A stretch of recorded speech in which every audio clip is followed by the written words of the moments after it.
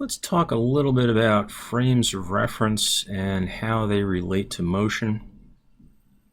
If I talk about frames of reference, I'm talking about motion relative to my surroundings or frame of reference. For example, if I'm on the inside of a plane traveling somewhere, it's not entirely obvious to me that I'm traveling along at several hundred miles an hour because I'm on the inside of the plane and me and the plane are both traveling along at several hundred miles an hour. So for me, within that frame of reference, it's as if I'm standing still. So frames of reference are coordinate systems for describing objects' motion. They often use X, Y, and Z axes aligned with the room. Motion may occur along one, two, or all three of a reference frame's axes. One kind of reference frame is inertial, in which Newton's first law of motion applies. So this is really the one we care about, the inertial frame of reference, where we can use Newton's first law or the law of inertia. The other kind of reference frame is non-inertial, used when the reference frame itself is accelerating.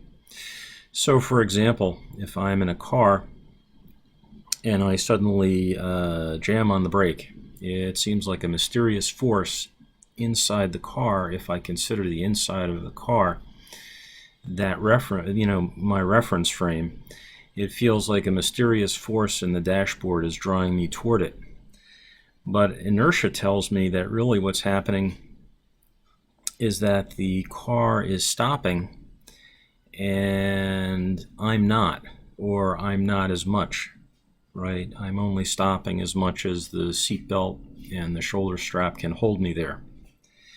So within that frame of reference, what's happening is that it seems like there's some mysterious or fictitious force in the dashboard drawing me toward it as the car stops.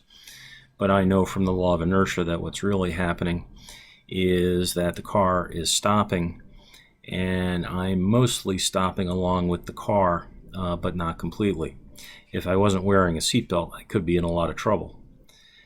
The other kind of reference frame is non-inertial, used when the reference frame itself is accelerating. Okay? How can physicists use Newton's laws of motion and universal gravitation to predict objects' motions? The laws are used to predict objects' motions as forces act on them. They're valid without modification only within the inertial reference frames. So for an accelerated frame of reference, it doesn't really work as well. There can sometimes seem to be mysterious forces acting, and only under everyday circumstances.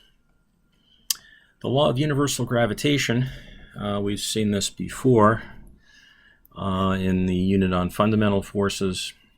This law shows that the gravitational force between objects depends directly on their masses. For a given distance, objects with a higher mass have a higher gravitational attraction.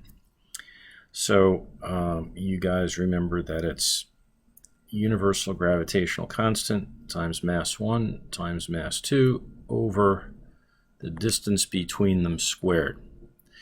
It also shows that the gravitational force depends inversely on the square of the distances separating the objects. For given masses, those closer together have higher gravitational attraction. Obviously, because if I'm dividing by a smaller number, I get a larger result. Especially if that smaller number is squared, it's an even larger result. Okay? I hope that takes some of the mystery out of understanding and describing motion.